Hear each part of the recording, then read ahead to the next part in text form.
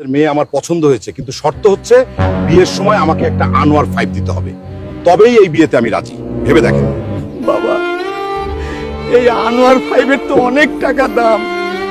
এই মুহূর্তে আমি এত টাকা কোথায় পাবো? ভুলে যাবেন না, আমি কিন্তু বিসিএস ক্যাডার, তাই বিয়েতে আনোয়ার 5 লাগবেই। ভেবে দেখেন, এরকম সুযোগ কিন্তু বারবার আসে না। মা, আমার জন্য বাবাকে এত কষ্ট পেতে হচ্ছে, এত টাকা কোথায় পাবে? আমি এই বিয়ে করতে চাই না মা। তুই কাঁদিস না মা, তোর বাবা ঠিকই ব্যবস্থা করে ফেলবে। সম্মান বাঁচাতে হলে আমাদের আনোয়ার 5 যে দিতেই হবে।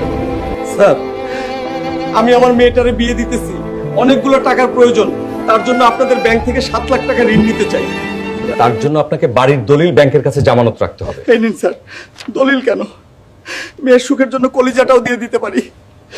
এই নাও জামাই বাবাজি, তোমার আনোয়ার 5। এইবার তো খুশি?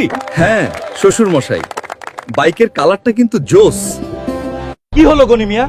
1 বছর পার হয়ে গেল, আজ পর্যন্ত একটা কিস্তি দিতে পারলা না। স্যার, আমাকে দয়া করে আর একটা বছর সময় দিন, সব শোধ করে দিব।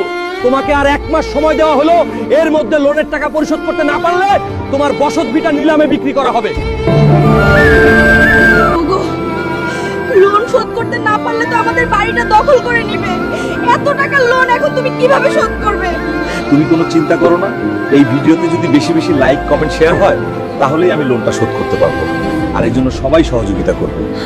বন্ধুরা, কোনো মেয়ের বাবাকে বিয়ের যৌতুকের জন্য চাপ দিবেন না। আজ থেকে প্রতিজ্ঞা করি, যৌতুক নয় সম্মান চাই, টাকা নয় ভালোবাসা চাই। এই ভিডিওটা যদি আপনাদের ভালো লেগে থাকে তাহলে দয়া করে আমার চ্যানেলটা সাবস্ক্রাইব করে দিন।